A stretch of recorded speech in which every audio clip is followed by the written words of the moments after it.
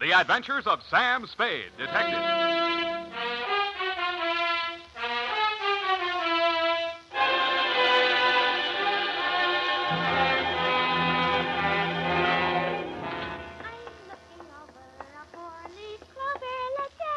Very funny. Certainly took you long enough. Oh, thank you, Sam. Well, do you like them? My curls? Yeah, I guess so. It's your own hair, I trust. Oh, yes, Sam. When it's brushed out, you'll never know anything happened. Whenever you're ready, Curly. Oh, gee, you like it that well? Yeah, very cute. Well. To business. To Detective Lieutenant Dunne, Homicide Detail, San Francisco Police, from Samuel Spade, license number 137596, subject the Bouncing Betty Caper. Dear Dundy. It all began on a Wednesday. My secretary, Miss Effie Perrine, tiptoed into my office and laid an engraved calling card on the desk in front of me. The name on it was Randall Carruthers. She said he looked like money, so I said, show her in. Or him in. She did. Good morning, sir. Do you wish the morning paper? Thanks, I've read it. Dear me. What's the matter? This ashtray, sir. Have you a silent butler? I don't even have a noisy one. No. In all my years of service, it has been my constant endeavor to keep things neat and tidy, down to the smallest detail. I see. Well, if it bothers you, just dump those butts into the wastebasket. Very well, sir.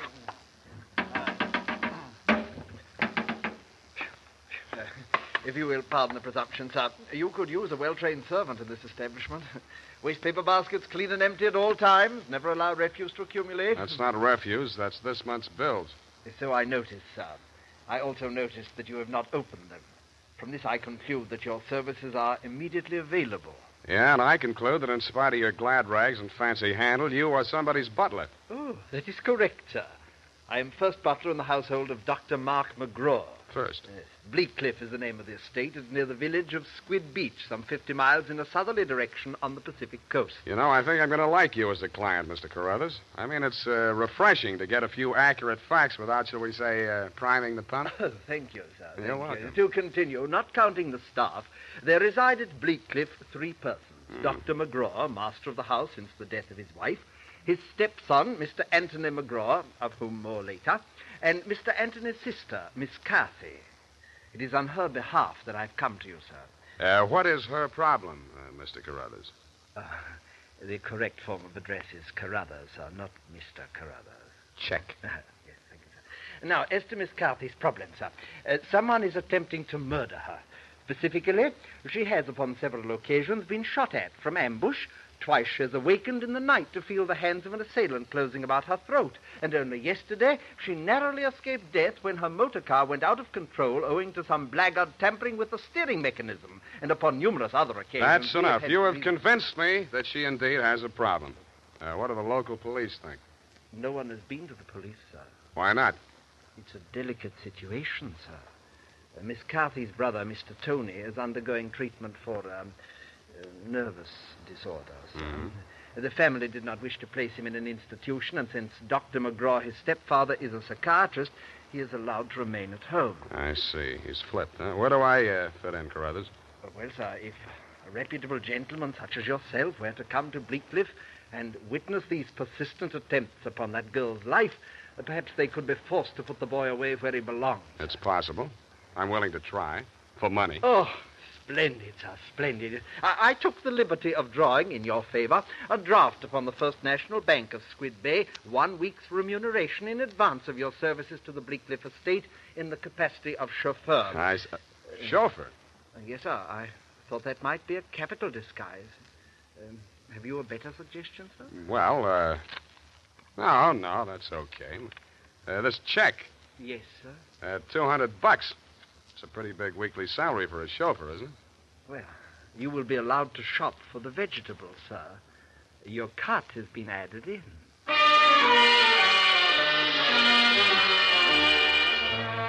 I told them I didn't know one vegetable from another, that I was a lousy driver, and in more time than it takes to tell, I was installed at Bleakcliff in a room above the garage and told to wait there until summoned. I put on my pearl gray uniform with the brass buttons and leather puttees, looked in the mirror, and decided I had missed my calling, but not by much. Nothing happened for nearly an hour, and then I got my first buzz. Yeah, I mean, garage. Phillips, the car, quickly. The main entrance. Keep your motor running. I have him locked in the living room, and he's breaking off. Okay. Yes, miss.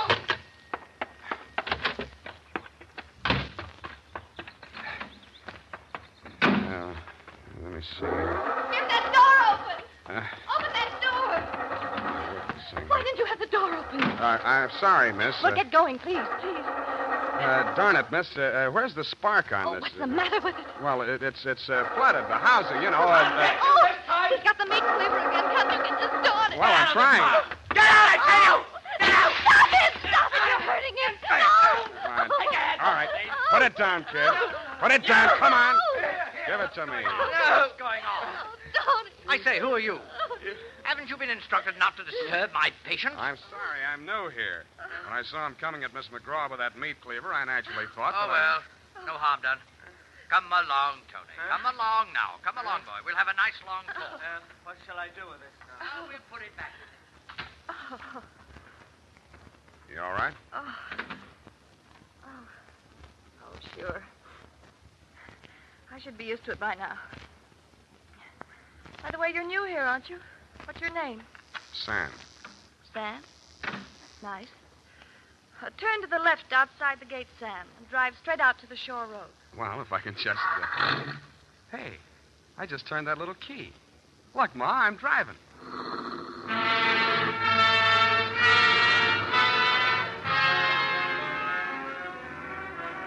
I adjusted the rear view mirror so that it showed more of her and less of the rear view. A mile from the house, she ordered me to stop, moved up to the front seat with me, and asked me to drive on.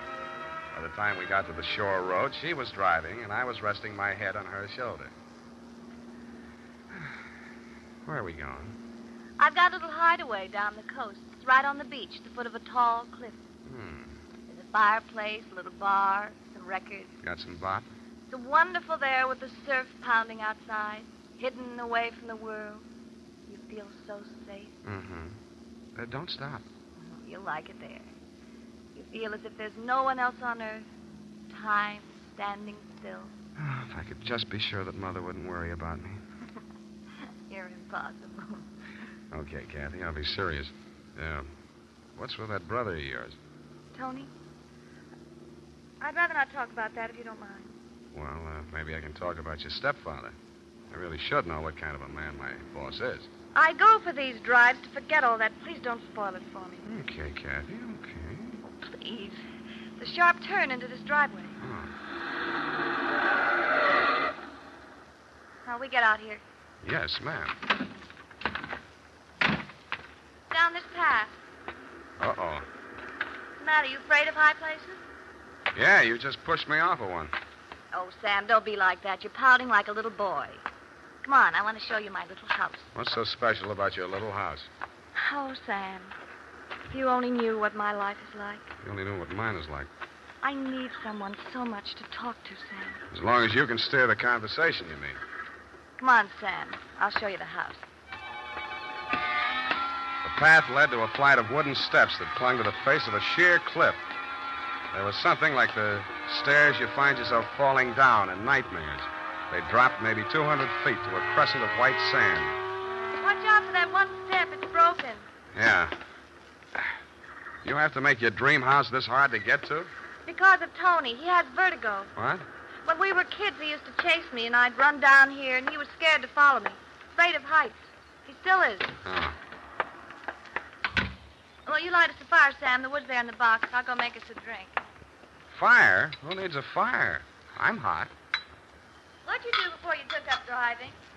Oh, I was a private eye for a while. Oh, how exciting. Nah, it's a sour racket. Tell me about it. Nah. Let's talk about you. Here's your drink. Thanks. Well, what do you want to know about me? Oh, me? Come here.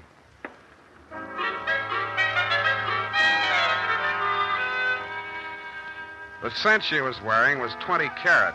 The story of her life was heavy melodrama. It seemed that Dr. McGraw, a handsome fortune hunter, was a folly of her mother's middle years. But she had come to her senses shortly before she died and cut him out of her will. But that was not the end of it.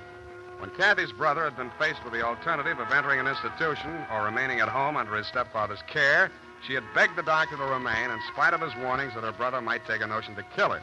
But get this, Dundee, it's real deep. In spite of visible evidence to the contrary, she was convinced that her brother was not out to kill her, but that the doctor was. I couldn't sell myself on that part of the yarn, but she looked so awfully pretty while she was telling it. And suddenly, she didn't look so pretty. An expression of terror was on her face. No! Get down! I rolled her onto the floor and kicked the lamp out. By the glow of the embers in the fireplace, I could still see the gleam of the gun barrel shoved in through the broken window. I hoped he couldn't see so much. I knocked over a chair to give him something to shoot at. He was already halfway up the face of the cliff on those rickety wooden stairs. At the top, he turned and looked back. What? It was Mark, wasn't it? The doctor? You know better than that. It was Tony. I thought you told me he was afraid of heights, couldn't come down those stairs. He never did before. Don't you believe me? Yeah, Kathy. I may wind up believing the rest of your story.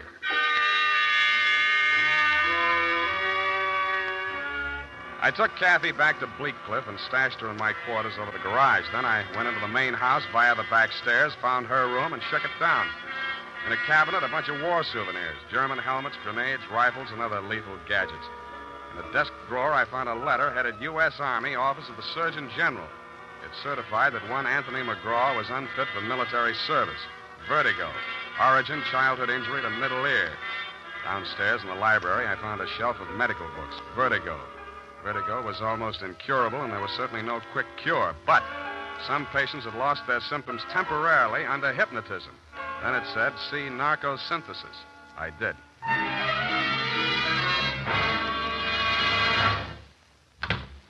Oh, Spade. I beg pardon, sir. Mr. Spade. Whatever are you doing in the butler's pantry, sir? Looking for a butler. Namely you, Carruthers. Oh. May I serve you, sir? Yeah. How do I get an interview with Dr. McGraw? Well, sir, I should... Oh. Strange. After all my years of service, I still start at the master's summons. Hey. You did it again. Well, I'm sorry, sir. I'd better see what Dr. McGraw wants. Forget it. I'm answering this one. You're not going to drop your disguise, sir. Why not? Who am I kidding, anyway?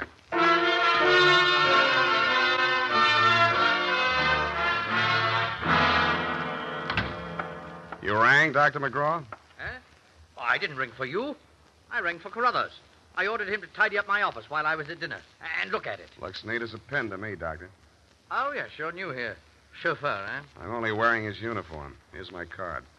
Oh, detective, eh? That's right, Doctor, and this one's just about ready to wrap up. Well, you interest me. Go on. I will. I think you've been trying to use that boy as a murder weapon against his sister. Oh, and you call yourself a detective? If you can call yourself a doctor, I guess I can. You've been treating him with narcosynthesis, haven't you? Yes, that's right. Hypnotic drug. While he's under it, you brief him on his activities for the day, and he follows through, including assaults with deadly weapons. That would be possible with certain very suggestible patients, but I'm afraid impossible to prove. I think I can prove it, Doctor. You shouldn't leave your textbooks lying around loose. I found out the only way Tony could have walked down that stairway to Kathy's beach house without falling would be temporary relief of his symptoms due to hypnotic suggestion. Unquote. I see. What do you intend to do about this theory of yours? What do you suggest? You see this row of buzzers here on my desk? Mm-hmm. Well, this one is for my secretary. This is to summon Carruthers, and when I press this buzzer, two of the most hideous plug uglies you've ever seen will rush into this office, beat you to a pulp, and dump you outside the front gate. That's what I think of your theory. Buzz away, Doctor. I think I like them better than I do you. As you wish.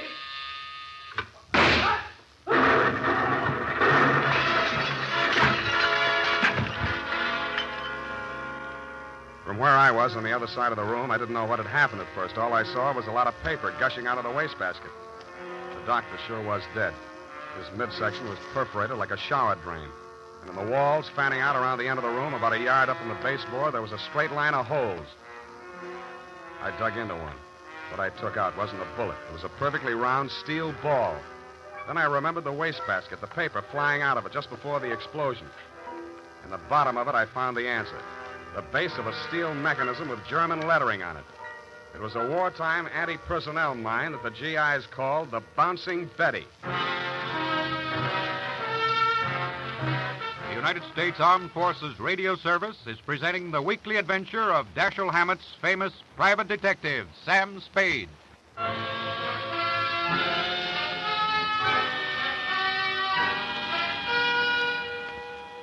didn't wait for the Squid Beach law to arrive. Who could? I went straight back to San Francisco. You, Lieutenant Dunne, were waiting at my office. Morning, Sam. Hello, Dunne. About that McGraw killing, Sam. Mm-hmm. The chief down at Skid Beach has asked us to cooperate with the department down there at Skid Beach. Squid Beach, Dunne. That's right.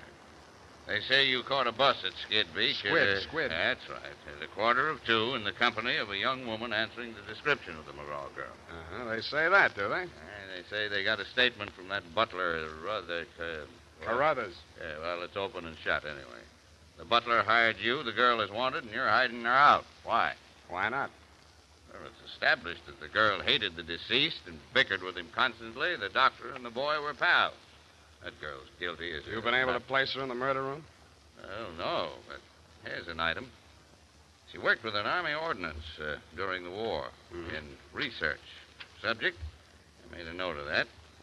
Enemy landmines, anti-personnel. One of the reports she helped put out was on the Bouncing Betty. Yeah? Definitely. Hey, where you going, Sam?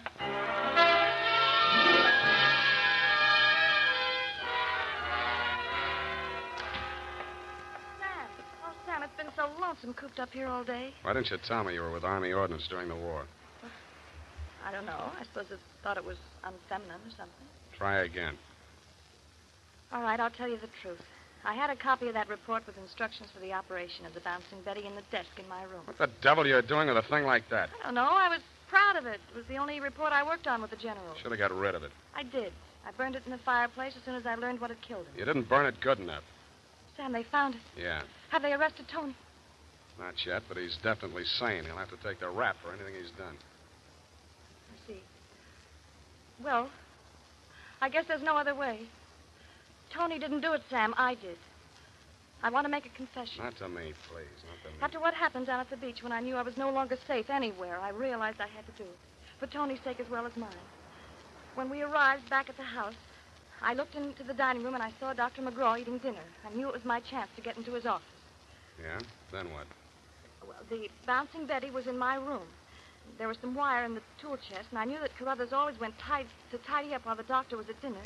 So I waited until I saw him come out, and then I went in. And I looked around for a place to plant it, out of sight. Then I saw the wastebasket full of paper. It was the perfect hiding place. The whole thing didn't take more than 5 minutes. Well, say something. Go on, say you hate me. Say it. I don't. Wish I did. Oh, Sam. Help me. Help me. I'm sorry, baby. I am sorry.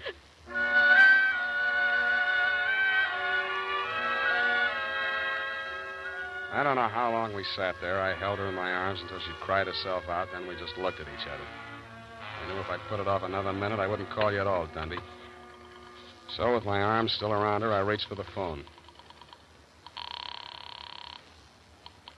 Homicide. Lieutenant Dunne, this is Sam Spade. Lieutenant Dunne. Hello? Hello? Give me that. Lieutenant, this is Catherine McGraw. I wish to make a full confession in the murder of my stepfather. I walked out while she was still talking to you, Dunne. I knew she'd wait for you, and I didn't want to be there when you took her away. As I walked over to my office, everything she'd said kept coming back to me. I could see her sneaking into her brother's room and getting a contraption out of the cabinet. I could see her hiding behind the door until Carruthers came out after tidying up McGraw's office, dumping ashtrays, emptying waste baskets. And that's as far as I got. I went back to my office to wait. And sure enough, 20 minutes after the papers hit the streets with Kathy's confession, the door opened and he came in. Well, sir, I believe it's turning a bit raw out of doors. Gardner was saying only this morning that we should order out some shrouds for the Sapiglosa Sinuata. Am I discommoding you, sir? No, Carruthers, I've been waiting for you. With your permission, sir. The ashtray. Just dump it in the wastebasket. Where? I am gratified to note that your secretary has been looking after things and has emptied your waste paper basket. This is right and proper. Quite. Yes, sir. And speaking of waste paper baskets... Allow me, Carruthers. You have come to apprise me of your part in the death of the late Dr. McGraw. Am I in error? You've already divined my purpose, sir. Yes, it was I who placed that infernal machine. In the wastebasket, Carruthers, yes, I know. It struck me as a bit of poetic justice that the buzzer, which that dreadful man used as a symbol of his despotism, should be the instrument of his own destruction. I'm sorry, Carruthers.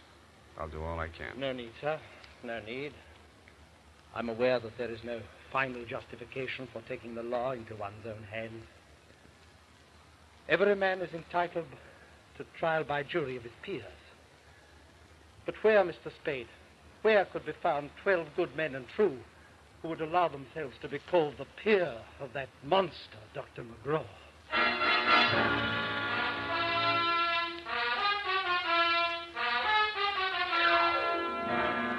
Period. End of report. Sam, there must be some mistake. Mistake, Effie? Mistake? No? Well, the butler can't be guilty. That's old-fashioned. He was an old-fashioned butler, sweetheart. Where today can you get help like that? Somebody who empties the ashtrays, keeps the waste paper baskets clean, tidies up around the place. Well, I'd be only too happy to do the same for you, Sam. I know you would, Doc. But considering what happened to Mr. Carruthers' employer, Effie, you mustn't allow your mind to dwell on such matters. It's wicked. Sam! Who emptied an ashtray in that wastebasket that I just finished cleaning out? Pay it no heed, sweetheart. I'll buy you a silent butler. I'll go type that up. Here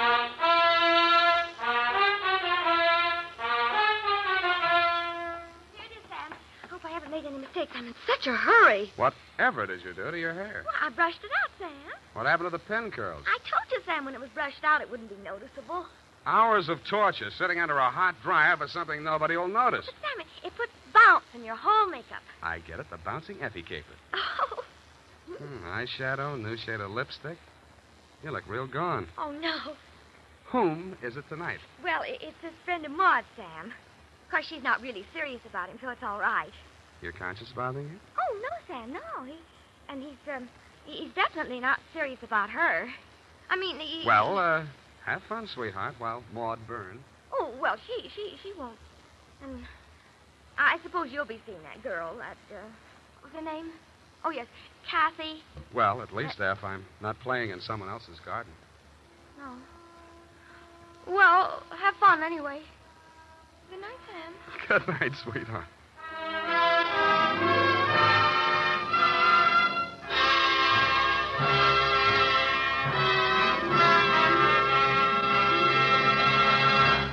The Adventures of Sam Spade, Dashiell Hammett's famous private detective, are produced and directed by William Spear. Sam Spade is played by Howard Duff. Lurene Tuttle is Effie. The Adventures of Sam Spade, Private Detective, is a presentation of the United States Armed Forces Radio Service, the voice of information and education.